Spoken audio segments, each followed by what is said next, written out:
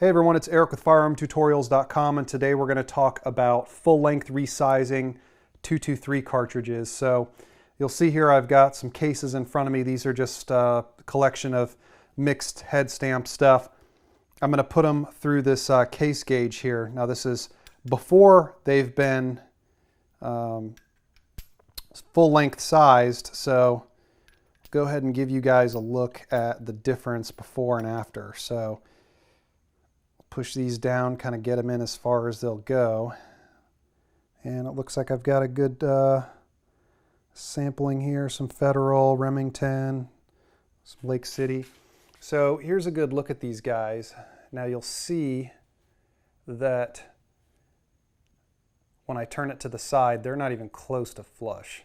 So what's happened here is since these have been fired, the heat and other things that happen when the cartridge is ignited, it stretches or expands the brass, and that's what's happened here, is that these cases no longer conform to the proper size, and because of that they are not going to chamber effectively. If I were to load these without doing a actual resize, they wouldn't even chamber. You wouldn't be able to cycle the gun or anything like that. It would basically just cause a lot of frustration. So what I'm going to go ahead and do is pop these guys out, these specific ones. I'll go ahead and put them through the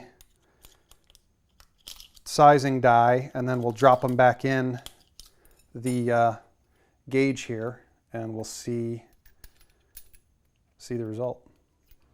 You see the shell is in there. Obviously, when we bring it up, this is what is important about sizing these guys correctly, because you see how you've got this taper where the case has the shoulder here.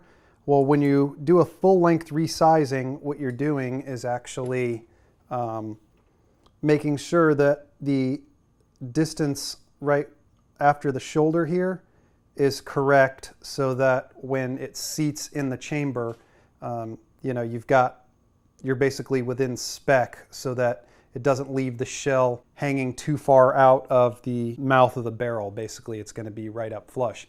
Now the key to doing this, let's see if I can get a better angle here. The key to doing this is bringing this die up here. You see here's the part that punches the primer out. But you want to bring the bottom of this die down, as close to the shell plate as possible.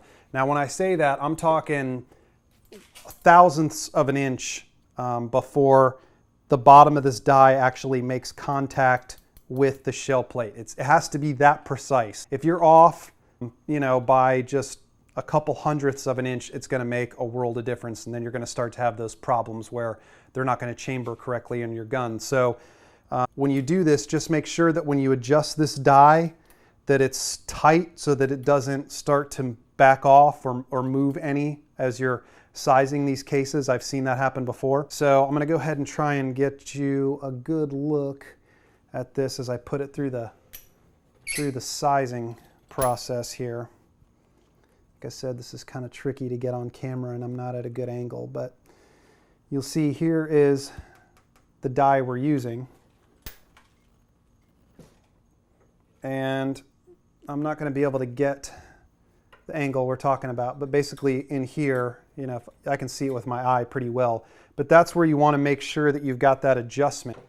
And obviously when it comes forward, now we've got a properly sized case. Usually you'll notice that this part of the, forgot to move the camera here. You'll notice after these have been sized correctly, not all of them you'll notice this, but you should be able to at least see it on some of them, that this portion of the case will look straighter, because as the, like I said, as the brass expands and does stuff inside the chamber, the very top of the mouth starts to get like a curved mouth. So usually when you do these correctly, they'll be nice and straight here, which is important. So I'm going to run the rest of these through here, and then we'll go ahead and put them through the gauge again, and we'll see how we did.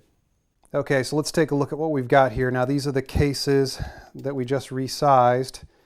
Now you see right away that putting them in here is a lot easier. They just kind of fall into place and they're flush. There's no pushing them down like I had to do before. And if we take a closer look at these, you'll see that you know, they're nice and flush. This is where you want to be, right here. If you can run your finger over and it's just completely smooth, that's where you want to be. If there's a little bit of an indentation, like they're actually going down into the gauge a little more, that's even better, but this is fine. These will perform just like factory ammo. So that's it, guys. I mean, it's not hard. It's just one of those things where, you know, you usually have to learn your lesson once or twice before you realize what's going on, or just pay attention to what you're doing. I mean, I had a situation where